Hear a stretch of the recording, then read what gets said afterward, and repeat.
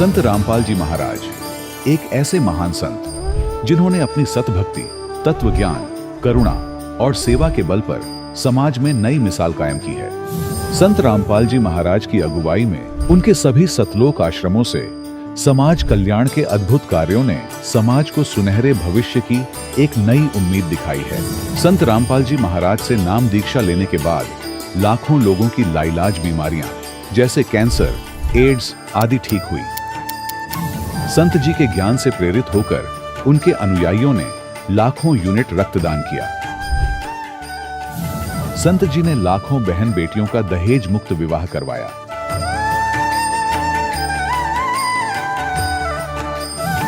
संत जी ने लाखों लोगों का नशा छुड़वाया, करोड़ों उजड़े परिवार बसे। संत जी के आश्रमों में समागम के दौरान निःशुल्क नेत्र चिकित्सा, दंत चिकित्सा प्रदान की जाती है। संत रामपाल जी महाराज द्वारा समय समय पर पर्यावरण संरक्षण के उद्देश्य से बड़े स्तर पर वृक्षारोपण किया जाता है। संत जी ने जरूरतमंदों को तत्काल राहत पहुंचाने के लिए एम्बुलेंस सेवा शुरू की। संत जी अपने अनुयायियों को देहदान के लिए प्रेरित करते हैं, जिससे मानवता की सेवा और चिकित्सा क्षेत्र में सुधार हो सके। संत रामपाल जी महाराज के सभी आश्रमों में हर रोज निःशुल्क भंडारा आयोजित किया जाता है, जहां हर वर्ग, हर जाति और हर धर्म के लोग एक साथ बैठकर भोजन करते हैं।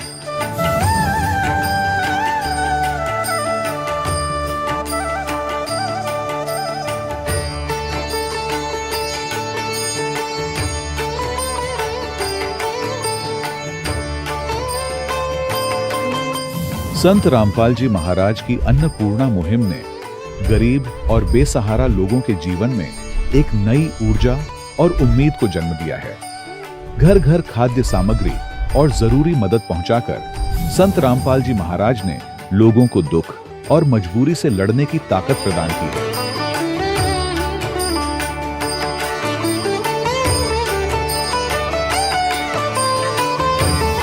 संत रामपाल जी महाराज द्वारा गरीब लोगों के लिए घर बनवाने का अद्भुत कार्य एक ऐसी मिसाल कायम कर रहा है जो सदियों सदियों संत जी की उदारता और दया भावना के तौर पर जाना जाएगा।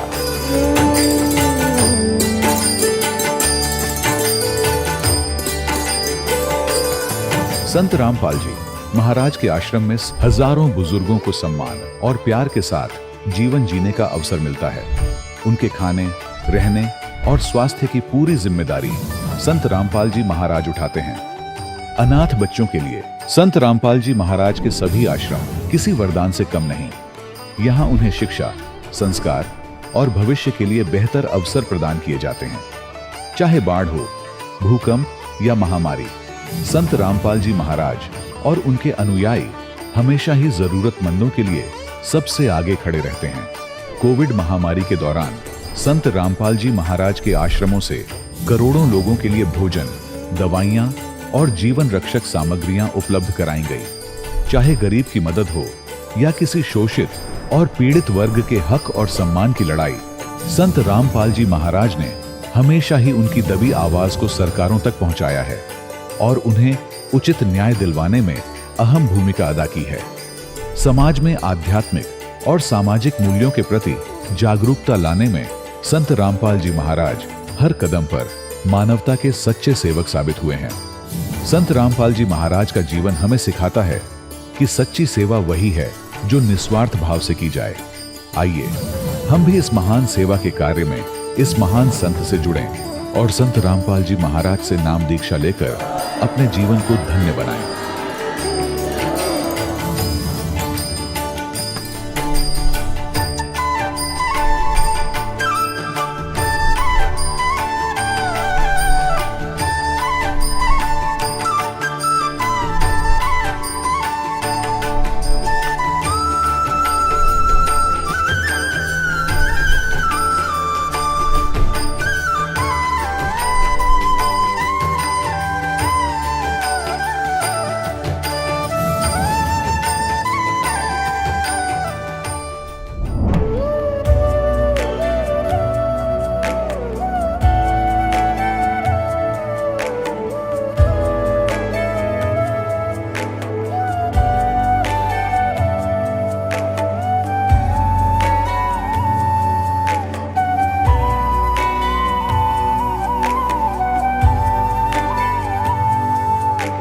जब लग गुरु मिले न साचा, तब लग गुरु करो 10 पांचा।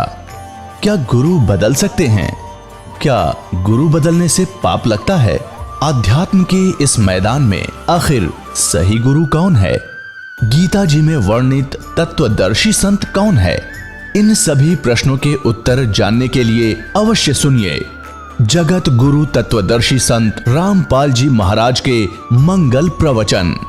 सत साहिब दर्शकों, यदि आप पितृ पूजा करते हैं तो आज इन्हें सुनने के बाद शायद आप पितृ पूजा करने से पहले 100 बार जरूर सोचेंगे, क्योंकि उड़ीसा के सुंदरगढ़ जिले में रहने वाले सनातन जी ने भी पूरी जिंदगी पितृ पूजा की और पितृ पूजा करते करते भी इन्हें व इनके परिवार को भूत प्रेत की बाधा सता रही थी। आखिर क्यों सनातन जी ने हिंदू धर्म में प्रचलित पितृ पूजा को त्याग कर संत रामपाल जी महाराज से नाम दीक्षा ली? आइए जानते हैं सनातन जी की कहानी, उन्हीं की जुबानी। नमस्कार सर। नमस्कार जी। सर क्या नाम है आपका? मेरा नाम सनातन दास है। सनातन जी आप कहाँ से हैं? मैं उड़ीसा के सुंदरगढ़ डिस्ट्रिक्ट से हूँ। संत रामपाल जी महाराज से नाम दीक्षा आपने कब ली? मैंने संत रामपाल जी महाराज से 18 जुलाई 2013 को नाम लिया। संत रामपाल जी महाराज से नाम दीक्षा लेने से पहले आप क्या भक्ति साधनाएं करते थे? संत रामपाल जी महाराज से नाम दीक्षा लेने के पहले हमारे घर में मतलब ज़्यादा पितृ पूजा करते थे और ऐसे किसी देवी देवता को नहीं मानते थे, तो सिर्फ पितृ पूजा ही करते थे। लेकिन घर में बहुत मतलब भूत प्रेत की बाधा सबको थी और हमारे पापा भी मतलब झाड़ फूँक वगैरह करते थे। माता को भी मतलब माँ की मतलब मंगला माँ जैसे हम लोग ने इधर उड़ीसा में बोलते हैं, वो माता उनको लगती थी और वो जब माता उनको ऊपर आते थे तो सारी बात बताते थे, मतलब जैसा भी मतलब उनके ऊपर माता जी का मतलब सवार आता था। तो यही सब पूजा से हम लोग अवगत थे। मैं जगन्नाथ मंदिर गया हुआ हूँ, लेकिन जो हमारे घर में जो पूजा पितृ पूजा को ही ज़्यादा श्रेष्ठ मानते थे और उसी का पूजा हम करते थे। तो फिर आप संत रामपाल जी महाराज की शरण में कैसे आए? ऐसा हुआ कि हमारी माता जी थी, 90 वर्ष की थी और वो हमारे घर से मतलब सीढ़ी है, 2-4 सीढ़ी है, जो वहाँ से उतरते समय मतलब वो गिर गई। गिरने के बाद मतलब उसकी जांघ की हड्डी टूट गई और उनका ऑपरेशन कराना पड़ा। तो जब ऑपरेशन हो जाने के बाद फिर वो चल फिर नहीं पाई, क्योंकि उनकी उम्र बहुत हो चुकी थी, 90 वर्ष की। तो बेड के ऊपर ही मतलब पैखाना पेशाब सारे करते थे, खाते पीती भी उसी बेड पर ही उनको नहलाना वलाना पड़ता था। तो जब ऐसी अवस्था आ गई तो फिर घर में हमारे मतलब उनको सेवा करने के लिए मतलब दिक्कत आ गई और इस वजह से हम पूरा मतलब टेंशन में आ गए थे और बहुत ही मतलब ऐसा हो गया था कि मतलब हमेशा मतलब घर में लड़ाई झगड़ा मतलब हम और हमारे अंदर मतलब गुस्सा हमेशा हो जाता था, मतलब छोटी छोटी बात को लेकर, माँ को लेकर भी टेंशन। तो इस तरह से मतलब हमारे अंदर भी मतलब बहुत बीमारी मतलब टेंशन की वजह से आ गई थी, सर दर्द रहना और इस वजह से। तो ऐसा हुआ कि मतलब जब मैं घर में इस तरह की परेशानी आने लगी तो फिर हमारा मतलब झुकाव मतलब अध्यात्म की ओर चला और मैं संत निरंकारी मिशन में एक मतलब साधक के जरिए मतलब वहाँ तक पहुँचा। तो वहाँ पर ही मतलब सेवा से मतलब हमको थोड़ा प्रेरणा मिली और माँ की सेवा मैं अपने हाथ से करने लगी। सुबह जल्दी उठता था, ड्यूटी से पहले मैं उनकी सेवा जितने भी मतलब करना पड़ता था करके मैं घर ड्यूटी में जाता था और इस तरह फिर आने के बाद फिर मैं करता था। तो ऐसे ही करते करते मैं परमात्मा की ओर बढ़ने लगा, मतलब सिर्फ माँ को लेकर कि मैं इनकी सेवा कैसे करूं और मैं कैसे मतलब क्या कि मैं बहुत प्यार करता था उनसे। तो ऐसे ही हुआ, मतलब जब भी मुझे समय मिलता था तो घर पर रहते हुए मैं टीवी देखता था और आध्यात्मिक चैनल देखता था, भजन सुनता था और प्रवचन वगैरह सुनता था। तो चैनल लगाते लगाते संत रामपाल जी महाराज का सत्संग चैनल में आ गया। तो जिस दिन मैं चैनल देख रहा था उसी दिन मतलब वो गीता खोलकर मतलब दिखला रहे थे। तो मैं थोड़ा सा प्रभावित तो हुआ, लेकिन मैं उनकी वेशभूषा से मतलब थोड़ा मतलब मुझे अच्छा भी नहीं लगा क्योंकि मतलब वो मुझे उस तरह से मतलब जो हमारे मतलब भावना जैसी बननी चाहिए थी, जैसे साधु वो होते हैं जो प्रवचन देते हैं, उस तरह मेरे मन को नहीं भाया। तो फिर बाद में क्या, मैं गीता को देखा कि मतलब वो प्रमाण देकर बता रहे थे, तो थोड़ा थोड़ा रुचि बढ़ने लगी और मैं ऐसा हुआ कि मैं प्रतिदिन मतलब चैनल उसी समय पर देखने चालू कर दिया। और जब ये हुआ कि मैं जब निरंकारी मिशन में मतलब 1 साल ही हुआ था, सिर्फ माँ की वजह से, सेवा करने की वजह से, तो सेवा से तो प्रेरणा हुई, लेकिन मैं जब संत रामपाल जी महाराज का जब ज्ञान सुना तो मैं सीधा मतलब इनकी ओर मतलब आकर्षित हुआ और मैं वो मतलब 15 दिन के अंदर ही मैं प्रस्थान किया और वहाँ जाकर 18 जुलाई 2013 को नाम दीक्षा ली संत रामपाल जी महाराज से। संत रामपाल जी महाराज से नाम दीक्षा लेने के बाद आपको क्या लाभ मिले? संत रामपाल जी महाराज से नाम दीक्षा लेने के बाद सबसे पहले तो मुझे अध्यात्म में मतलब परमात्मा की प्राप्ति हुई, सच्चा भगवान, सच्चा सद्गुरु और सच्चा नाम प्राप्त हुआ।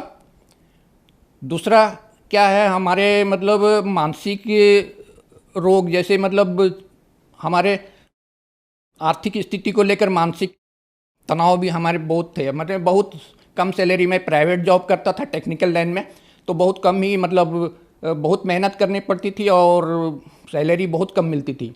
जैसे हमारा घर का गुजारा नहीं होता था, हमारे छोटे छोटे बच्चे सब पढ़ते लिखते थे माँ को लेकर, और उनको ऑपरेशन वगैरह जो भी है हमारे मतलब घर में, हम भाड़ा मतलब रेंट में रहते थे, तो ये सब वजह से मैं उतना बेयर नहीं कर पाता था। और ये सब परेशानी को लेकर मतलब मानसिक तनाव भी था, आर्थिक तो थी और ये हमारे मतलब शारीरिक प्रॉब्लम भी थी। शारीरिक प्रॉब्लम ये थी कि मैं जो भी साधु संत हमारे द्वार पर आते थे तो हम लोग मतलब उनसे खाली मतलब ये जानना चाहते थे कि हमारे मतलब भाग्य में क्या लिखा हुआ है। हाथ दिखाने की चाह थी। वो हमारे जो पत्नी थी वो भी मतलब कोई भी साधु संत आते थे तो उनको हाथ दिखाते थे। तो सभी ने मतलब प्राय सभी ने ये बताते थे कि आपकी पति की मतलब आयु 50 से 52 वर्ष की है और इसके बाद उनकी मृत्यु हो जाएगी। उसके बाद मतलब आप भी 3-4 साल तक मतलब आपकी भी मृत्यु हो जाएगी उनके मरने के बाद, और वो 3-4 साल मतलब आपको बहुत ही कष्ट होगा। तो इस तरह से मतलब 50 और 52 के बीच का मतलब मैं खाली समय मतलब मैं ये करने लगा। तो ठीक हमारी जो माँ की मतलब जो एक्सीडेंट हुई थी मतलब गिर कर मतलब पाँव की, तो वो ठीक समय था मतलब हमारा मतलब 48 ईयर्स में हमारा चल रहा था, और 2 साल के बाद हमारी माता स्वर्गवास हो गई। उसके बाद हमारा शारीरिक मतलब जो मतलब 48 के बाद से हमारा मतलब शारीरिक स्तर गिरने लगा। मुझे माइग्रेन हो गया और कमर दर्द हो गया, गैस्ट्रिक की बीमारी मुझे बचपन से ही था, दवा मैं सब हमेशा खाता था। और उसके बाद मतलब जब 42-45 के आसपास मुझे मतलब बीपी की भी शिकायत रहने लगी और शुगर की भी मतलब, तो इस तरह मेरे सारे रोग मैंने धीरे धीरे मतलब मुझे जकड़ रखा था। दांत की भी प्रॉब्लम थी, मैं खाना खा नहीं पाता था। तो मुझे हमारी पत्नी मतलब उसको ग्राइंड करके मतलब ग्राइंडिंग मशीन में ग्राइंड करके देती थी। तो इस वजह से मैं शारीरिक का स्तर मेरा पूरा गिर चुका था। हमारे शरीर का मतलब आप हर मतलब जो ये है हड्डी है वो गिन सकते थे मतलब उस समय। तो इस वजह से मैं पूरा टेंशन में रहता था कि 50 बरस जैसे भी होने लगा तो मैं बहुत ही मतलब दुर्बल हो गया। और दुर्बल हो के मतलब मैं सोच रहा था कि बस अब हम बताते थे कि मतलब 50-52 की वर्ष आयु में मतलब आपकी मृत्यु हो जाएगी। तो भविष्यवाणी के अनुसार हमारी मतलब आयु मतलब 50-52 के आसपास ही हो रही थी। तो मुझे चारों ओर से मतलब बीमारियों ने घेर लिया, जैसे कमर की दर्द, सर की दर्द, दांत की दर्द और गैस्ट्रिक की प्रॉब्लम तो मुझे बचपन से ही थी। डायबिटीज़ भी हो गई थी और ब्लड प्रेशर भी मेरा हाई हो गया था। गैस्ट्रिक मतलब बचपन से थी, जिस कारण से मुझे अल्सर हो चुका था और डॉक्टरों ने मतलब बता दिया था कि आप जल्द से जल्द मतलब ऑपरेशन की तैयारी कर लीजिए। तो आर्थिक स्थिति की वजह से मैं ऑपरेशन नहीं कर पा रहा था। क्या है कि हमारे छोटे छोटे बच्चे थे, बहुत मतलब खर्च बहुत ज़्यादा था, हम कम सैलरी में हम गुजारा करते थे। तो इस वजह से मैं सोच रहा था मरना तो है फिर। तो ऐसी दया हुई, संत रामपाल जी महाराज का सत्संग देखते देखते मैं उनसे प्रभावित हुआ और मैं उनसे जाकर नाम दीक्षा जब से लिया हूँ, मैं धीरे धीरे हमारा मतलब जो भी बीमारियाँ थी वो धीरे धीरे कम होना शुरू हुआ। संत रामपाल जी महाराज की दया से मैं आज पूरी तरह से स्वस्थ हूँ। मैंने जब से मैं नाम दीक्षा ली और 2013 के बाद मैंने किसी भी बीमारी का कोई भी दवा नहीं खाया हूँ और आज मैं पूरी तरह से ठीक हूँ। कोई भी बीमारी हमारे पास नहीं है। मुझे जो डायबिटीज़ थी और गैस्ट्रिक थी, गैस्ट्रिक के बाद मुझे अल्सर हो गया था और अल्सर में वो डॉक्टरों ने ऑपरेशन के लिए कह दिया था। उस समय मुझे परहेज भी करता था, दवा भी खाता था और जब से मैं संत रामपाल जी महाराज से नाम दीक्षा लिया हूँ, ना परहेज करता हूँ ना दवा खाता हूँ, मैं पूरी तरह से स्वस्थ हूँ। और हमारे घर में पूरा शांति है। पहले मतलब हर चीज़ के लिए मैंने घर में अशांति बनी रहती थी। पूरी तरह से सबने नाम दीक्षा ले लिया, संत रामपाल जी महाराज से सबने दीक्षा ले ली है और अभी पूरी तरह से हम खुशहाल हैं। पहले शराब भी पीता था और मांस वगैरह भी खाता था। हमारे घर में ही मतलब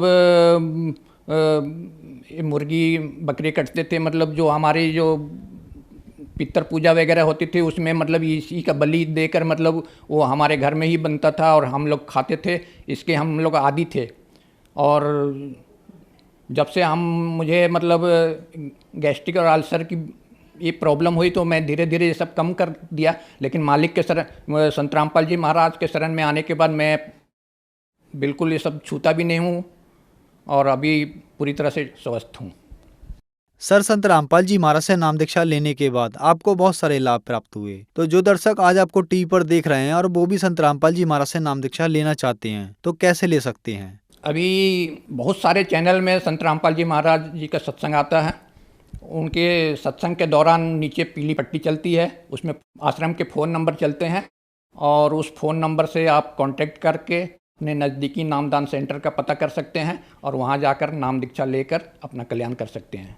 धन्यवाद जी। सत साहिब। दर्शकों, अभी आपने सुने संत रामपाल जी महाराज से दीक्षा प्राप्त करके सुखी हुए भक्त के अनुभव। अब देखिए जगत गुरु तत्वदर्शी संत रामपाल जी महाराज के मंगल प्रवचन। तो सिखों का या घर कर की बात कि यदि ये मंत्र किसी ने जाप कर लिया तो मर्दाना वाली हालत हो जाएगी सबकी, क्योंकि गुरुदेव की आज्ञा की अवहेलना होगी। अवज्ञा होने से वो हानि होगी थी, वो मर गया होता।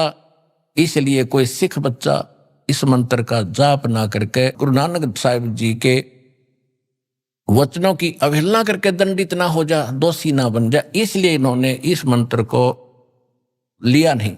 हाँ, कहीं कहीं सोहम मंत्र लिखा है नानक साहिब जी की वाणी में बहुत जगह, गुरु ग्रंथ साहिब में, लेकिन उसके साथ वो इकट्ठा नहीं। लेकिन जो शुरुआत में ये कहते हैं ना एक ओंकार, तो नानक साहिब जी ने कोड वर्ड में लिख रखा है वो मंत्र। एक नहीं, वो कोड वर्ड है, वो सोहम की तरफ संकेत है। ओंकार ओम है ही। तो इस प्रकार इन महापुरुषों, ये तो वो थे पीएचडी किए वे भक्ति के, तो ये आम विद्यार्थी, आम पढ़ने वाले विद्यार्थी कैसे पढ़ेंगे कोड वर्ड को? इन सदग्रंथों के गुण रहस्य को कैसे समझ सकते? फिर गुरु की क्या आवश्यकता थी? तो ये दास भेजाओ तत्वदर्शी संत सभी महापुरुषों के गुण रहस्य को समझने और समझाने के लिए।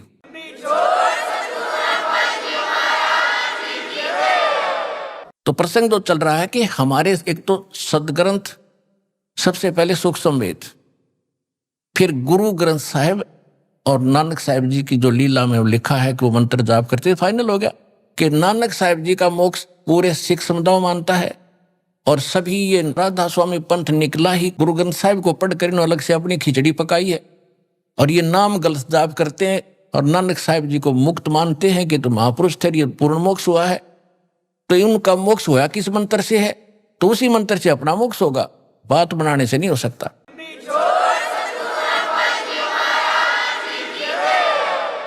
उसके साथ साथ ये 2 अक्षर का मंत्र है। इसी का जाप किस किस ने किया?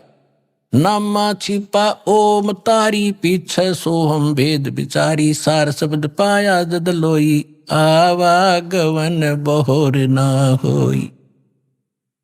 अब जो प्रसंग थोड़ा सा रह गया बीच में, 8वें अध्याय के 5 और 7 मंत्र में गीता ज्ञानदाता ब्रह्म कहता है कि मेरी भक्ति कर मुझे प्राप्त होगा और युद्ध भी करना पड़ेगा, काम भी कर और मंत्र भी जाप कर। सूक्ष्म वेद भी इसका संकेत करता है कि यहां जब तक आप हो, नाम उठत नाम बैठत नाम सोत जागवे नाम खाते नाम पीते नाम से तिज लागवे। गीता अध्याय नंबर 8 के और श्लोक नंबर 5 और 7 में इसने अपनी बता दी मेरी भक्ति कर। 8, 9, 10 श्लोक में 8वें अध्याय के इसने कहा कि परम अक्षर ब्रह्म की जो भक्ति करता है उसको प्राप्त होता है, और उसके लिए उसने ऑप्शन छोड़ दिया तत्वदर्शी संत बताएंगे। तत्वदर्शी संत ही आपके पास है, अपना कल्याण कराओ और मुक्ति पाओ। बोलो सतगुरुदेव।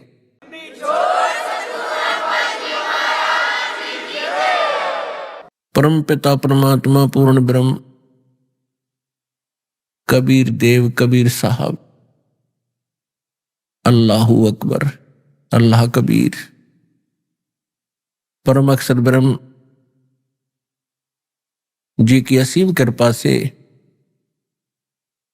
आप पुण्यात्माओं को परमात्मा की महिमा सुनने को उपलब्ध हुई। परमात्मा की विशेष श्रद्धा से ही आप ये कुछ समय अपने जीवन का परमात्मा के लिए निकाल पाए हो।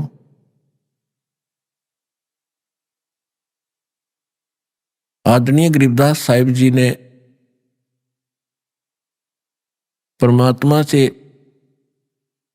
प्राप्त ज्ञान के आधार से परमात्मा के दर्शन के उपरांत, परमात्मा प्राप्ति के उपरांत अपनी अमृतमयी वाणी में हमारे लिए बहुत से अच्छे निर्देश और हमारे लिए जो कर्तव्य कर्म है भक्ति मार्ग के, वो बहुत अच्छे चित्रार्थ किए हैं। गरीबदास साहिब जी ने कहा है कि भक्ति मुक्ति के दाता सतगुरु, ये भटकत प्राणी फिरंदा, उस साहिब के हुक्म बिना नहीं तरवर पात हिलंदा। भक्ति से फिर मुक्ति होती है। बीज बोएंगे तो हम फसल प्राप्त होगी, तो भक्ति से ही मोक्ष होता है। भक्ति साधना को कहते हैं। जो हम क्रियाएं करते हैं, सुबह दोपहर शाम की स्तुति भगवान की करते हैं, मंत्र जाप करते हैं, धर्म करते हैं, सभी यज्ञ करते हैं जो करने योग्य होती हैं, जो हमारे लिए अनिवार्य है, तो ये भक्ति होती है, इससे मिलता है मोक्ष। तो भक्ति के दाता परमात्मा ही है, सतगुरु। क्योंकि गरीबदास जी के वो सीधे गुरु जी थे भगवान, और परमात्मा तो वो थे ही थे। इसलिए गरीबदास जी की वाणी में सतगुरु शब्द समझो कबीर भगवान की तरफ है। आदरणीय गरीबदास साहिब जी कह रहे हैं कि भक्ति मुक्ति के दाता सतगुरु, और ये भटकत प्राणी फिरंदा, उस साहिब के हुक्म बिना नहीं फिर तरवर पात हिलंदा। कि ये भोली आत्माएं सतगुरु को ना पहचान के पता नहीं कहां कहां मोक्ष के लिए इन नकली गुरुओं के पास या अपनी परंपरागत साधनाओं के आधार से इधर उधर भटक रहे होते हैं। उनको पता नहीं है कि भक्ति और मुक्ति के दाता सतगुरु होते हैं, और सतगुरु विश्व में एक बार में एक ही होता है। तो परमात्मा स्वयं आए थे सन 1398 से सन 1518 तक 120 वर्ष बनारस के अंदर, काशी के अंदर एक जुलाहे की भूमिका भी करते थे। एक अच्छे नागरिक का भी वो अभिनय कर रहे थे, और साथ में अपना ज्ञान प्रचार, जिस उद्देश्य को लेकर आते हो, ज्ञान प्रचार भी करते रहे। इसलिए वो सतगुरु भी थे। तो वो परमात्मा स्वयं आकर के यथार्थ ज्ञान उस समय अपनी अमृतवाणी में अपने मुख कमल से बोल कर बता गए थे। उनको ये भी अंदेशा था, परमात्मा को पता था कि काल ने कहा है कि मैं कबीर पंथ से 12 नकली पंथ चलाऊंगा, और मालिक को मालूम था कि ये 12 नकली पंथ कबीर पंथी कहेंगे, साहिब कबीर बोलेंगे, इनके पास यथार्थ ज्ञान होगा ही नहीं, क्योंकि जब कलयुग 5505 नहीं बीतता है तब तक ये ज्ञान और ये समाधान, ये भक्ति मंत्र डिस्क्लोज करने ही नहीं थे। तो इसलिए परमात्मा को मालूम था कि काल प्रेरणा से वो 12 पंथों के जो अनुयायी होंगे वो उसमें कुछ ना कुछ गड़बड़ अवश्य कर देंगे। इसलिए उन्होंने खुद भी कहा है कि 12वां पंथ जो गरीबदास जी का पंथ होगा, वो परमात्मा की एक विशेष आत्मा थे, आदरणीय गरीबदास साहिब जी। और पंथ तो चलाना ही था भगवान के नाम बिना इस कलयुग में, फिर हम आगे कैसे बढ़ते। गरीबदास जी के माध्यम से उन्होंने कहा था, मैं अपनी महिमा की वाणी पुनः उनके द्वारा चित्रार्थ करवाऊंगा, बुलवाऊंगा, क्योंकि बीच में कबीर सागर के अंदर बहुत सी वाणियां निकाल दी गई, कुछ मिलावट कर दी गई। जैसे हम ये आरती करते हैं, कबीर परमात्मा की आरती आती है, पहली आरती हरि दरबारे तेज पूंजा प्राणोदारे, ये कबीर सागर में नहीं है ये आरतियां, तो यह कबीर वाणी ही है। तो इससे है कि कुछ वाणियां इन्होंने निकाल दी गई या संग्रह करते समय रह गई, तो उनकी पूर्ति के लिए परमात्मा ने कहा था कि 12वां पंथ प्रगट हो मेरी वाणी, यानी पुनः वो वाणी यथार्थ रूप में मेरा ज्ञान, मेरी महिमा गरीबदास जी द्वारा बताई जाओगी। और फिर ये भी कहा कि वो 12 पंथों के जितने भी अनुयायी होंगे कहेंगे तो हम कबीर पंथी हैं, लेकिन उनके पास कोई ना यथार्थ ज्ञान होगा, न ही कोई भक्ति विधि होगी, क्योंकि वो मूल मंत्र होंगे नहीं, मूल मंत्र से वो मोक्ष होना है, मुक्ति होनी है, वो उनके पास नहीं होगी। जिस कारण से कहा है कि ये 12 पंथ हमी को ढावें और असंग जन्म ये ठोर नहीं पावे। 12वें पंथ प्रगट हो बानी, शब्द हमारे की निर्णय ठानी, अस्थिर घर का मरम न पावे, ये 12 पंथ हमी को ढावें। फिर 12वें पंथ हम ही चल आवे। 12वां गरीबदास जी का पंथ जब चल चुका होगा तो 12वें तक के तो कोई उपलब्धि प्राप्त कर ही नहीं सकते, क्योंकि उनके पास वो 5505 जब तक कलयुग नहीं बीतेगा तब तक वो मंत्र उनको प्राप्त होना ही नहीं था। और गरीबदास जी ने अपनी वाणी में लिखा हुआ है, धर्मदास जी ने अपनी वाणी में लिखा हुआ है, और नानक साहिब जी को आपने देख ही लिया, वो समुद्र की साखी में उस मंत्र का उच्चारण करके एक झटका भी मर्दाना जी को दे दिया था। तो इसका सबका मिला जुला निष्कर्ष ये निकलता है कि इन महापुरुषों को परमात्मा मिले थे, इनको यथार्थ भक्ति विधि बताई थी, यथार्थ ज्ञान भी बताया था।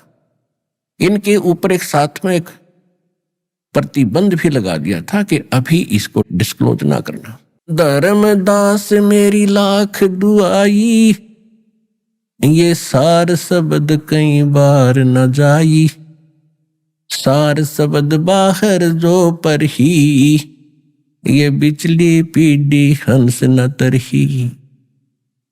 सार शब्द तुम जब तक छुपाई, जब तक 12 पंथ ना मिट जाई, कलयुग बीते 5500 पाचा, जब ये वचन मेरा होगा साचा। कलयुग बीत जावे जब एता, सकल प्राणी परम पुरुष पद चेता। तो कहने का तात्पर्य ये है कि परमात्मा ने इस मूल मंत्र को बताया नहीं था, और फिर ये स्पष्ट कर दिया था कि वर्म पंथ गरीबदास जी वाले पंथ में हम आएंगे। परमात्मा नहीं आए तो उन्होंने एक ऑप्शन ये भी छोड़ा है कि चौथा युग जब कलयुग आई तब हम अपना अंश पठाई। चौथा युग जब कलयुग आएगा तब मैं अपना एक दास भेजूंगा,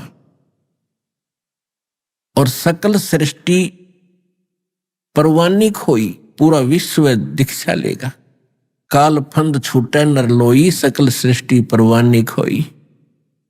और सभी एक प्यार से सतयुग की तरह आपस में व्यवहार करा करेंगे, प्यार से रहा करेंगे। क्योंकि जब तक हमें ज्ञान नहीं होता कि हम जो क्रिया कर रहे हैं, जिस उद्देश्य को लेकर हम जी रहे हैं, ये कितना ठीक है, और उसके लिए हम सारा जीवन ही न्यौछावर किए बैठे हैं। किसके लिए संतान होगी, इनकी परवरिश, इनके लिए अच्छे मकान, अच्छी कोठियां, बड़ी संपत्ति, प्रॉपर्टी बना दूं, और फिर सब कुछ बना दिया। वो तो होना था किस्मत का, जो आपके प्रारब्ध में, किस्मत में लिखा था, भगवान ने निर्धारित कर रखा था, वही मिला सबको। अन्यथा सभी प्रयत्न करते हैं मेरे बच्चे अच्छी पोस्ट प्राप्त हो, घने धनी हो जाए, बड़ी कोठी हो, कार हो, लेकिन ऐसा सबके लिए नहीं हो पा रहा है। सबको मालूम है, सबकी यही इच्छाएं हैं। चाहे कोई बिजनेस करता है, ये सोचे घना मुझे लाभ हो, लाभ के स्थान पर हानि ही हाथ लगती है। तो ये सब निर्धारित है भगवान का। तो उसके हुक्म के बिना आपका कोई भी कार्य नहीं होगा, क्योंकि किस्मत में आपके लिख रखा है। और जब हम परमात्मा की शरण में आते हैं, परमात्मा की शरण में आते हैं, तो फिर हमारे जो पूर्व के संस्कार हैं उनमें परिवर्तन होने शुरू हो जाते हैं। परमात्मा की इस भक्ति में ऐसी शक्ति है। तो वो क्या करता है, पापों को नाश करने लग जाती है और पुण्यों की रक्षा होती है, पुण्य बढ़ने लग जाते हैं। इस प्रकार हम भक्ति में सफल होते हैं। तो कहना ये था कि जब हम सभी को ये ज्ञान हो जाएगा कि हम क्या कर रहे हैं, इस जीवन में हमें करना क्या चाहिए था। देखो, अभी तक हम केवल कहीं भक्ति भी जाते हैं तो घर में सुख हो, शरीर स्वस्थ रहे और लाभ ठीक बनता रहे। और भक्ति की प्रेरणा इसलिए है क्योंकि आप जन्म जन्मांतर के पुण्यकर्मी प्राणी हो। आपकी आत्मा में भक्ति की जो हिलोर ये रह रहकर उठती ही रहेगी। अब इसको रास्ता नहीं मिल रहा था आत्मा को, जैसा भी ये मन बहका लेता था इसके साथ ही चली जाती थी। चाहे केदारनाथ जाना हो, चाहे अमरनाथ जाना हो, किसी मंदिर मस्जिद गुरुद्वारे में परमात्मा के लिए जाना हो, ये चली जाती थी क्योंकि भगवान चाहिए। उसके बाद ये मन अपनी बकवाद कराता था तो यह इसका भी सहयोग देती थी, क्योंकि इसको ज्ञान नहीं था कि ये नहीं करना चाहिए। तो जब हम सत्संग प्राप्त करेंगे और सत्संग से हमें ज्ञान होगा, तो उसके पश्चात ये प्राणी अपना उद्देश्य ही बदल लेगा। अब भक्ति प्राप्त होने से पहले, ज्ञान प्राप्त होने से पहले हमारे जीने का टारगेट क्या था आपको मालूम है। और अब इस ज्ञान से आप कितने एकदम यूटर्न में आ गए। तो ये ज्ञान ऐसा है और सत्य है, गॉड गिवन है, और इसकी प्रत्येक प्राणी को आवश्यकता है। इसके अनुसार चलना इसका फर्ज बनता है। तो जब सबको पता चलेगा तो सभी टर्न होंगे, और जब हम टर्न होंगे, उन बुराइयों को छोड़ेंगे, माया की हवस से उल्टे हटेंगे। इस माया ने जीवन नरक बना रखा प्राणी का, और ये आग है, और आग के निकट हम शांति चाहते हैं, तो ये भूल है हमारी। जब हमारी भक्ति बढ़ेगी, परमात्मा आपके साथ रहेंगे, आपके प्रत्येक काम को ऐसे शांतिपूर्वक ढंग से करते रहेंगे, आप में दृढ़ता भी आती रहेगी, भक्ति में इच्छा रुचि भी बढ़ती रहेगी। और यदि आप माया ही माया मांगने आते रहोगे तो माया आपको मिल भी जाएगी आपके कर्मानुसार, जो भक्ति कर रहे हो, दान कर रहे हो, सेवा कर रहे हो, लेकिन वह तो आपको फूकती भी रहेगी साथ में।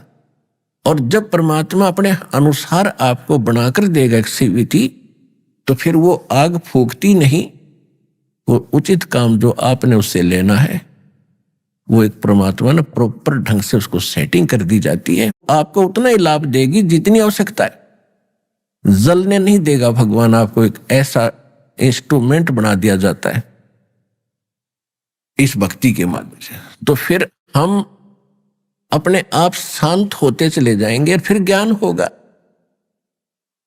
कि जो असली धन है इस मनुष्य जीवन का वो तो हम भूल चुके हैं।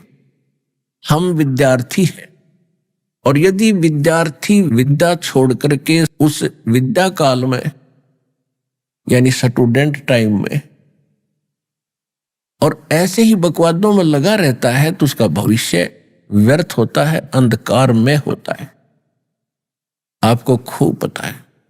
इसी प्रकार आपका जो मनुष्य जीवन है इसको प्राप्त करके आपने केवल भक्ति करनी थी, शुभ काम करने थे, भगवान का नाम लेना था, परोपकार करना था। ये सभी आपके इम्तिहान के मार्क हैं जो आपको परीक्षा के समय काम आएंगे। और हम इसको छोड़कर केवल संतानों उत्पत्ति तो करना परमात्मा की रजा है, क्योंकि और आत्माएं आएंगी वो भी भगवान को प्राप्त करेंगी। अगर हमारा जन्म ना होता तो हम कहाँ आज परमात्मा पाते। लेकिन वो तो परमात्मा ने विधान बना रखा है, वो तो होगा ही होगा, उतना ही होगा जो उसने रच रखा है। फिर हम जब भक्ति करेंगे, परमात्मा के चरणों में आ जाएंगे, तो फिर हमारी जो संतान होगी, क्योंकि हमारे संस्कारवश तो एक ऐसी निकम्मी संतान होनी थी जो हमें ना भक्ति करने देती और बीच बीच में 36 पंगे पाए रखा हो, कितना मुकदमा बनवा देती, कितना कुछ कर देती। तो उसको अब शरण में आने के बाद जब आपको संतान प्राप्त होगी तो परमात्मा अपने हिसाब से देगा। अगर कोई ऐसी दुखदाई कर्म संस्कार कोई बालक आपको आना है, क्योंकि इस ज्ञान से आपको पता भी लग जाएगा, क्योंकि अभी तो आपको ये थोड़ा सा उजियारा हुआ है इस अध्यात्म ज्ञान का। जब अध्यात्म ज्ञान से आप परिचित हो जाओगे, जैसे सुखदेव ऋषि ने कहा था, जब वो गर्भ से बाहर आए, 12 वर्ष तक मां के गर्भ में रहे थे, उठकर चल पड़े। जब उसके पिता व्यास जी ने कहा था, बेटा शकल तो दिखा दे अपनी, पुत्र मोह में व्याकुल हूं मैं। तब उसने सुखदेव ऋषि ने कहा था कि व्यास जी, ऋषि जी, ना जाने कितनी बार आप मेरे पिता बने हो और ना जाने मैं कितनी बार आपका पिता बन लिया। अब मैं इस चक्कर में पड़ू नहीं, पीछा छुटवाऊंगा इससे। अब ये था ज्ञान। सुखदेव ऋषि कह रहे हैं, एक लेवा एक देवा दूतम और कोई किसी का पिता नहीं पुतम, ये तो ऋण संबंध जुड़ा एक ठाठा, अंत में सब 12 बाटा। एक दूसरे का जो संस्कार है, कोई तो पिछले जन्म में आपसे किसी ने ले रखा है तो वो आपका पूरा करने आया हुआ है, आपका पुत्र पुत्री बनकर। और किसी ने आपका ले रखा है तो वो लेने आ रहा है। एक ऐसा निकम्मा बेटा पैदा हो जाता, बाप कमाता है, वो खाव और खर्चा बर्बाद करता है, उसकी जमीन तक बिकवा देता है। तो वो ऐसा निकम्मी संतान ना तो भक्ति करे ना करने दे। तो अब ये तो उसने तो आना ही था, क्योंकि संस्कार तो अपने पूरे करने ही होते। तो अब परमात्मा क्या करेगा, ऐसी कोई दुखदाई संतान आपके आनी होगी, उसको किसी प्रकार भी टाले ना आने दे। तो ये परमात्मा पर आपने आधारित होना पड़ेगा। बिना ज्ञान के हम टेंशन बनाए रखते हैं। जैसे कई बहनें आती हैं, कई संतान होती नहीं, दीक्षा ले लेती हैं, फिर वो कहती हैं जी अब भी दीक्षा ली, अब भी गर्भ खराब हो गया। तो आश्वासन देते हैं, बेटी भगवान पर विश्वास रखो, फिर करेंगे कभी। अवश्य सुनते हैं, एक दिन सुनते। तो परमात्मा अपने हिसाब से करता है। कोई ऐसी संतान आनी हो जो आगे दुख दे। जैसे एक लड़का विवाह हुआ, बच्चे का एक संतान हुई, लड़का मर गया।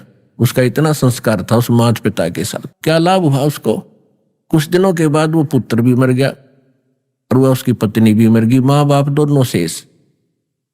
तो ये क्या था, फिर वह संतान भी होगी और सामने उसका नाश भी हो गया। तो ये जीवन क्या है? तो ये परमात्मा फिर कहते हैं, फिर वो नास्तिक हो जाता है। काल यही चाहता है कि ये खोटे कर्म करे, इनके फिर संस्कार बने, इन्हीं संस्कारों को फिर मनुष्य जीवन में इनको भोगने को मिले, और फिर ये कुछ दिन तो ऐसे रहे बड़ा ठाठ है, फिर इनकी दुर्गति शुरू हो जाए।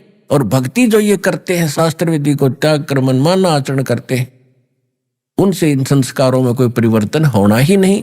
तो जिस कारण से ये अन्य भगवानों की, अन्य साधनाओं से भक्ति करते हुए भी इनको दुख जोका त्यों रहेगा, और फिर कुछ दिनों में ये नास्तिक हो जाएंगे।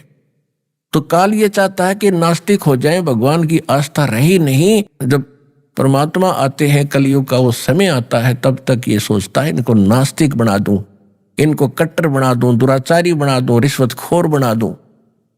और वो आप देख ही रहे हो अब क्या बन गए हम। अब अभी 50 साल के इधर 50-60 साल के इधर कितनी गिरावट आ गई इंसानियत के अंदर, कितनी हवस बढ़ गई माया की। और इसको हम सुख मानते हैं, कोठी बंगले बना लिए, बड़ी प्रोग्रेस कर ली। नहीं, मनुष्य जीवन की प्रोग्रेस तो आपने स्टार्ट भी नहीं करी।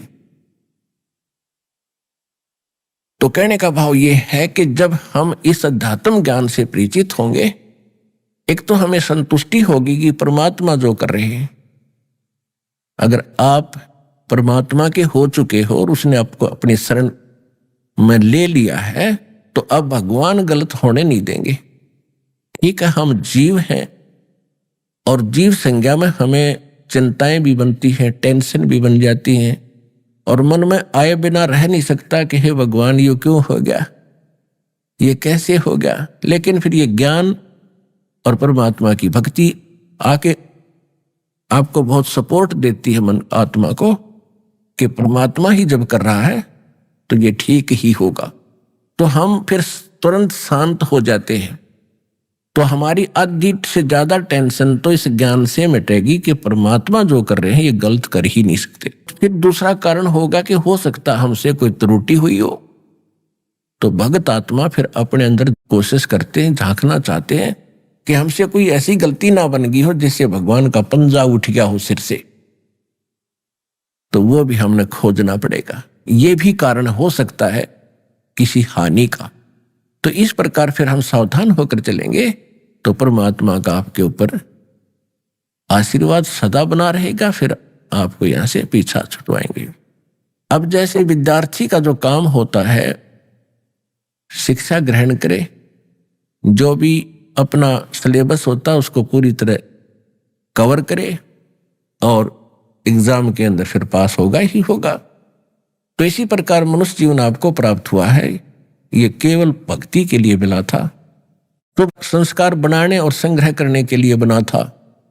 और हमने क्या शुरू कर दिया, कोठी बंगले, बैंक बैलेंस, एक प्लाट में सबर नहीं, 2 और ले लूं, 2 में भी सबर नहीं है, 20 और ले लूं, सस्ते मिल रहे हैं, पैसे बहुत हैं। उनको लेते लेते मृत्यु हो जाती है। अब क्या लेगा, अब हम बताएंगे। परमात्मा बता रहे हैं कि उसके बाद आपके साथ के बीतेगी, और हमने क्या करना चाहिए था ये ज्ञान भी भगवान बताते हैं। यो सौदा फिर नहीं संतो, ये सौदा फिर नहीं, यो सौदा फिर नहीं रे संतो, यो सौदा फिर नहीं। जैसे कोई व्यापारी, बिजनेसमैन व्यक्ति कहीं दूर देश में 2, 4, 10 लाख रुपए लेकर जाता था, वहां होटल में या धर्मशाला में कोई कमरा बुक करा के किराए पर रहता था, और वहां से सौदा करता था, सामान लेता था और बेचता था, और उससे बेनिफिट खूब इकट्ठा करके वापस लौटता था। तो वो धनी हो जाता है जो सौदा ठीक करता है, जिस उद्देश्य को लेकर वहां गया था, जो उसको याद रखता है, तो वो सफल होता है। वो दुगने तिगने चौगने, यानी 1 लाख ले गया था तो 4-5 लाख उसने कमा लिए सौदा करके। और दूसरा वहां जाता है, 1 लाख रुपए ले जाता है, होटल में रह रहा है, सिनेमा देखता है, बढ़िया खाना खाता है, गुट्टी लगाता है और मस्ती मारता है, सैर सपाटे करता फिरता है, तो वो व्यक्ति उस उद्देश्य को भूल चुका है। जो मूलधन तू लेकर आया था उससे खर्च रहा है, उसको बढ़ा नहीं रहा। तो जब वो खर्च हो जाएगा फिर उसकी आंख खुलेगी, होटल वाला भी पकड़ के हाथ बार कर देगा, अब चल अब यहां से। तब उसकी अकल ठिकाना आवेगी, वह शराब उतरेगी, उसकी नशा उतरेगा, फिर बहुत देर हो चुकी होगी। इसी प्रकार परमात्मा समझाते हैं कि आपको ये मनुष्य जीवन रूपी, ये श्वास रूपी पूंजी भगवान ने दे रखी है और आपको सौदा करने के लिए यहां भेज रखा है। और जो ये सौदा नहीं करते यानी भक्ति नहीं करते, यहां इन बकवादों में लगे हुए हैं, डीजे बजा दूं, लड़के का ब्याह हो गया, दुनिया ने दिखा दूं, नाचे कूदे बकवाद करें, ये महामूर्ख व्यक्ति की पहचान है जिसने ज्ञान नहीं भक्ति और भगवान का। और हम इसको बड़ा महत्व तो दे रहे हैं। इन फिल्मों में भी देखो, टू करको कितनी लंबी बकवाद दिखाते हैं बारात की, तो हमारे अंदर ये गंद भर दिया, इस काल ने भरवा दिया, इस तरह की बकवाद करके जीवन नाश कर दिया, एक सही तरीका दे दिया हमारे को। अब परमात्मा के मार्ग पर चलने के लिए इन सभी बुराइयों को कट ऑफ करना पड़ेगा, तब हम आगे हल्के होकर चल सकते हैं। इन बकवादों के साथ भक्ति हो ही नहीं सकती। बेसिक ड्रामा करो या ना करो, भक्ति उसकी बनेगी ही नहीं। तो विद्यार्थी को विद्यार्थी की तरह रहना ही पड़ेगा। तो परमात्मा कहते हैं जो सौदा आप करने के लिए आए थे उसको भूल चुके बावले, और उसको याद दिलाने के लिए स्वयं परमात्मा आते हैं। और परमात्मा के आने से पहले ये काल इतनी भांग पिला देता है ये बकवादों की कि ये होश में नहीं आता। कबीर ये माया अटपटी, घट घट आन अड़ी, किस किस को समझाऊं या कुएं भांग पड़ी। अभी आपने सुने संत रामपाल जी महाराज के मंगल प्रवचन। आइए अब सुनते हैं संत रामपाल जी महाराज से नाम दीक्षा लेकर सतभक्ति करके अद्भुत लाभ प्राप्त करने वाले अनुयायी के विचार। दर्शकों, मनुष्य जब परमात्मा की तलाश में निकलता है तो उसे कई सारे सवाल घेर लेते हैं। उसके अंदर सवालों की धारा रुकने का नाम ही नहीं लेती। हजारीबाग में रहने वाली नीलम मेहता जी की कहानी भी कुछ ऐसी ही है। नीलम जी के मन में भी बहुत से ऐसे सवाल उठते थे जो शायद आपके मन में भी उठते होंगे। नीलम जी हमेशा से जानना चाहती थी कि पूर्ण परमात्मा कौन है। यदि परमात्मा ने हमें जीने के लिए जीवन दिया है तो हम मरते क्यों हैं? हमारा बार बार जन्म क्यों होता है? आखिर मृत्यु के बाद होता क्या है? आइए जानते हैं कि क्या नीलम जी को अपने इन सभी सवालों के जवाब मिले। आखिर क्यों नीलम जी ने संत रामपाल जी महाराज से दीक्षा ली? सुनते हैं नीलम जी की कहानी उन्हीं की जुबानी। नमस्कार जी। नमस्ते जी। क्या नाम है जी आपका? मेरा नाम नीलम मेहता है। नीलम जी, कहाँ से आए हैं आप? जी मैं हजारीबाग झारखंड से हूँ। अच्छा, हम आपसे ये जानना चाहेंगे कि संत रामपाल जी महाराज जी से आप कब जुड़े? मैं 3 नवंबर 2014 को जुड़ी थी। संत रामपाल जी महाराज जी से नाम दीक्षा लेने से पहले कोई भक्ति साधना करते थे आप? जी काल मतलब देवी देवता की भक्ति थोड़ा मोड़ा करती थी, मुझे कोई इंटरेस्ट नहीं था। क्यों? मुझे पता नहीं है, मुझे ये सब चीज़ में मन ही नहीं लगता था कि ये कोई रियल है। मुझे मतलब पता ही नहीं था कि कोई परमात्मा भी होता है। बस दिल में था कि हमको परमात्मा चाहिए, मतलब चाहिए कि वहाँ मुझे दिल में आता था कि जन्मते हैं मरते हैं, जन्मते हैं मरते हैं, क्यों, कब समाप्त होगा ये। तो फिर संत रामपाल जी महाराज जी से क्यों जुड़े? जी मैं सत्संग के माध्यम से जुड़ी। मैं सत्संग सुन रही थी और तभी तो मुझे कोई ज्ञान नहीं था, क्योंकि मुझे इन बाबाओं पर कोई विश्वास ही नहीं था। तो फिर आप संत रामपाल जी महाराज जी का सत्संग क्यों सुन रहे थे? जी इच्छा मेरी नहीं थी, बस मुझे था ये चीज़ कि ये जन्मना मरना और ये गधा सुअर कुत्ता ये सब बनता है, ये सब कभी रुकेगा या फिर ये चलता ही रहेगा, कभी मेरा एंड होगा। मुझे यही मतलब ख्याल ऐसे अकेले में बैठते थे या फिर कहीं भी हम जाते तो ये ख्याल अकेले में आता ही आता था कि मेरा एंड कब होगा। तो फिर आपको क्या मिला संत रामपाल जी महाराज जी का सत्संग सुनकर? किस बात से आप ज्यादा प्रभावित हुए? जी मैं सत्संग तो ऐसे ही सुनती थी, नींद भी बहुत आता था, सो भी जाती थी। लेकिन एक बार मैं सत्संग सुन रही थी तो गुरुजी ने कहा कि ये दास उस परम पिता का कुत्ता है जो धनियों को भौंक भौंक के जगा रहा है। जो कुत्ते के भौंकने से नहीं जागते वो बाद में बहुत पछताते हैं। तो ये इतनी अधीनता आज तक मैं किसी में दिखी ही नहीं, ना कोई संत ना कोई गुरु या किसी में दिखी ही नहीं, आज तक इतना अधीन कोई हुआ ही नहीं। तो ये चीज़ मुझे इतनी अट्रैक्ट कर गई कि नाम लेंगे तो इन्हीं से लेंगे, नहीं तो फिर भक्ति नहीं करेंगे। इसलिए मैं इन्हीं से दीक्षा ली। फिर मैं बोली पापा को कि हमको चलना है। मेरी एज तभी 14 या 13 रही होगी। तो पापा बोले इतना जल्दी तुम नाम दीक्षा लेगी, ऐसा नहीं होता है, तुम पहले समझ लो।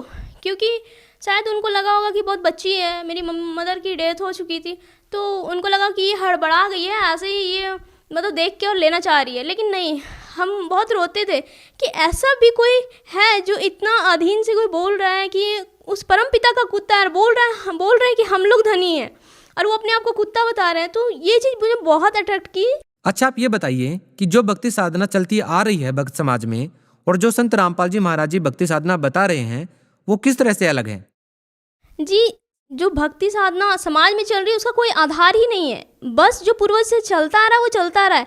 आज हम किन्हीं से पूछते हैं कि ये पूजा कहाँ से स्टार्ट हुआ, इसका क्या निष्कर्ष है, ये क्यों करते हैं, उसके पास कोई आधार नहीं। एक ऐसे ब्राह्मण चलता फिरता जैसे कोई मांगने वाला था, वो जोगी धर के ऐसे कपड़ा, तो उन लोग आए थे। तो जब हम लोग बताएं कि आप लोग क्यों ऐसे मांगते हो, जब आप लोग के पास कोई प्रमाण नहीं, आप संत रामपाल जी महाराज को जानते हो, फिर उन्होंने कहा कि क्यों मेरे पेट पे लात मार रहे हो।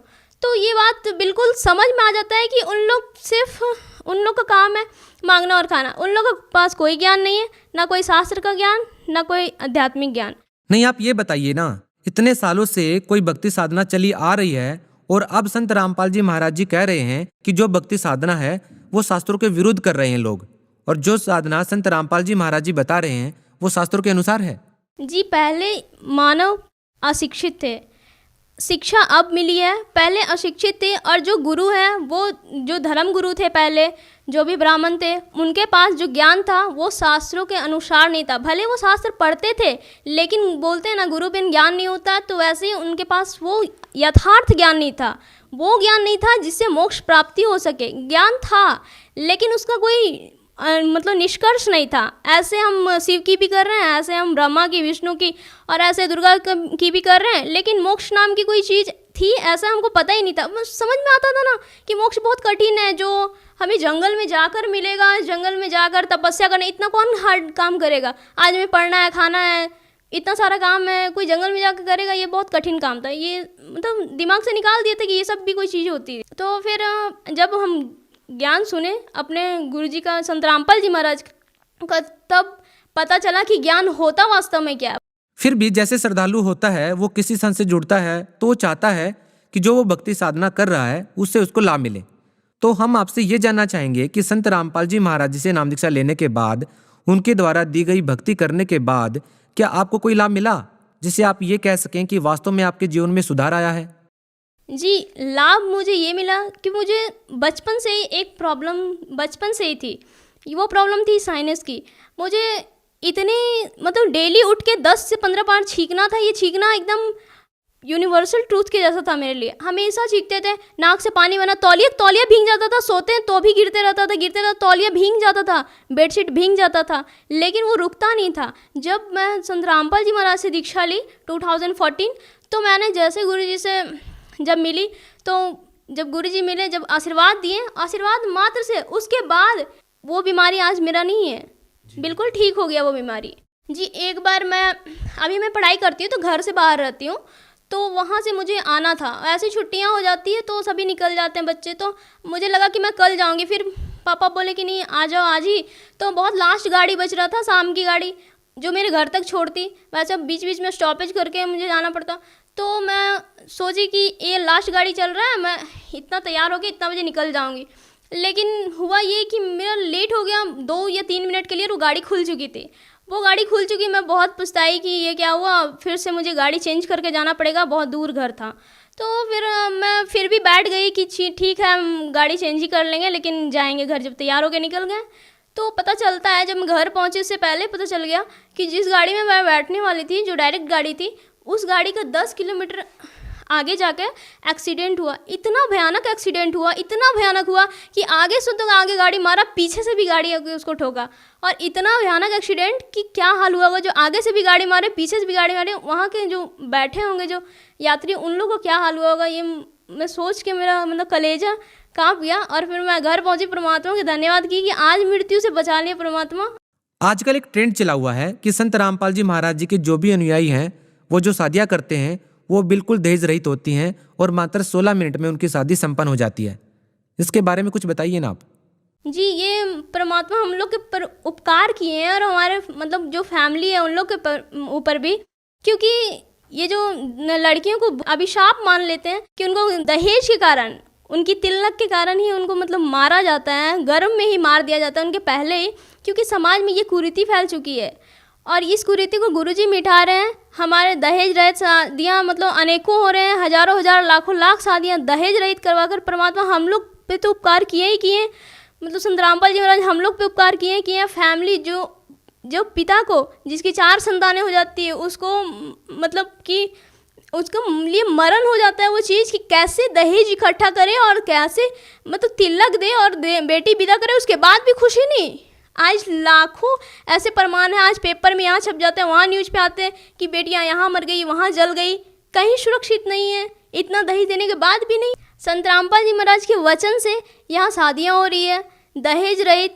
जो आज जो अभी समाज हमारा देख रहा है उनमें एक अच्छा मतलब लेसन मिल रहा है एक, कि क्या मतलब जो ये हवा फैल चुका है ना कि हमें दहेज लेना ही है, मेरा बेटा आज ये बन गया, हमको इतना लेना है, इतना देना है, ये चीज़ मिट गया है लगभग।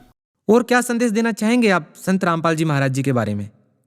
जी, मैं तो बस यही कहना चाहूँगी, हाथ जोड़कर प्रार्थना है सभी जो मेरे फ्रेंड्स हैं उनको भी और बाकी सभी समाज को भी और उन धर्म गुरुओं को भी जो अपने अनुयायियों को झूठ मूठ का फंसा कर बैठे हैं। कभी उनको भी पता है कि क्या सच्चाई है, लेकिन अहंकारवश अभिमानवश नहीं आना चाहते हैं। लेकिन कब तक, जब समाज शिक्षित, आप कब तक छुपा के बैठोगे? आप कब तक उन लोगों को गुमराह करते रहोगे? एक दिन तो आना पड़ेगा। जब वहाँ से लाभ नहीं होगा, इंसान वहाँ से तो दौड़ेगा कहीं, वो तो कहीं और भी जाएगा। अच्छा, एक बात बताइए, जिनको आप नकली धर्मगुरु कह रहे हैं उन संतों का ये तर्क है कि संत रामपाल जी शिक्षित नहीं हैं, उनको शास्त्रों का ज्ञान कैसे हो सकता है? आप एक पढ़े लिखे स्टूडेंट हैं, आप एक शिक्षित व्यक्ति हैं, हम आपसे ये जानना चाहेंगे कि संत रामपाल जी महाराज आप लोगों को जो पढ़ा रहे हैं, क्या आपने वो क्रॉस चेक किया है कि संत रामपाल जी महाराज जो बता रहे हैं वो सही हैं और जो अन्य धर्मगुरु बता रहे हैं वो गलत हैं? आप क्या तर्क देंगे इस बारे में? सही और गलत का तो यही मतलब हम कह सकते हैं, निष्कर्ष तो यहीं से निकलता है कि जो ग्रंथों के और मतलब जो ग्रंथ से खोल खोल कर बताए, जो उससे निष्कर्ष निकाले और जो अपना लौकिक ज्ञान जो लोक वेद है उससे देकर ये सोचते हैं कि हम ज्ञानी हैं। कोई डिग्री प्राप्त करने से ज्ञान नहीं होता, नॉलेज होना चाहिए। फिर आप सोच रहे हो हम गुरु पद लेते आ रहे हैं, ठीक है, आप उत्तराधिकारी बनते आ रहे हो, लेकिन ज्ञान रहे तब तो। आप सदग्रंथों से ज्ञान देते नहीं और कोई बोलता है कि ये ग्रंथ में लिखा नहीं, आप ये मंत्र कहाँ से लाए, ये पूजा कहाँ से लाए, कोई जवाब नहीं, बोले चलता आ रहा है, ये कोई निष्कर्ष निकले, ये सॉल्यूशन नहीं है। आप ग्रंथों से बताइए, ग्रंथ में कहाँ लिखा है ये मंत्र, कहाँ लिखी है ये विधि, कहाँ लिखा है पूजा। आप जिसको भगवान मान रहे हो, कहाँ लिखा है ये भगवान? है ही नहीं, वेद बताता ही नहीं है, फिर आप कहाँ से ले आए? तो संत रामपाल जी महाराज जी सही हैं? जी बिल्कुल सही है, वो ग्रंथों के अनुसार भक्ति दे रहे हैं। ऐसा नहीं है कि सिर्फ वो बता दिए और हम मान लिए कि ग्रंथों के अनुसार ही भक्ति है। जैसे मैथ्स में प्रूफ होता है, लेट्स करके कंसीडर करते हैं और LHS RHS प्रूफ कर देते हैं, ठीक यहाँ भी है। ऐसा नहीं कि गुरुजी बता दिए, जब वो LHS बता रहे हैं तो हम भी प्रूफ कर रहे हैं कि ये RHS ये निकल रहा है, तभी तो जाकर प्रूफ हो गया कि जो गुरुजी बता रहे हैं वो सही है। जब LHS RHS इक्वल हो रहा है हम तो सही है। जी बहुत बहुत धन्यवाद। जी धन्यवाद।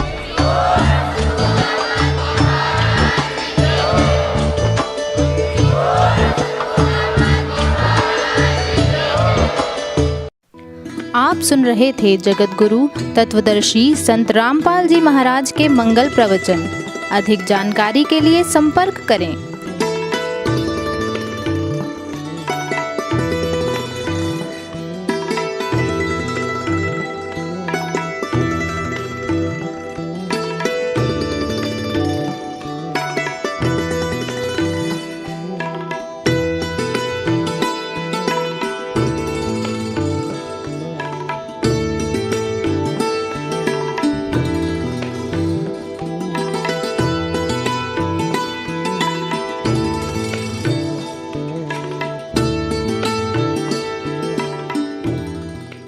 जगत गुरु तत्वदर्शी संत रामपाल जी महाराज जी के पावन सानिध्य में भक्ति की अलख जगाने तथा श्रद्धालुओं को सत्य भक्ति मार्ग का रास्ता दिखाने हेतु कनाडा के लोकप्रिय channel the TV NRI channel पर जगत गुरु तत्वदर्शी संत रामपाल जी महाराज जी के मंगल प्रवचनों का प्रसारण प्रतिदिन सुबह 7:30 बजे से 8:30 बजे तक तथा रात्रि 7:30 बजे से 8:30 बजे तक किया जा रहा है। इस सत्य भक्ति मार्ग को अपनाने के लिए अधिक से अधिक सत्संग प्रसारण देखें। इस सत्संग प्रवचन का सीधा प्रसारण संत रामपाल जी महाराज लाइव सत्संग YouTube चैनल और जगत गुरु संत रामपाल जी महाराज Facebook पेज पर भी देख सकते हैं।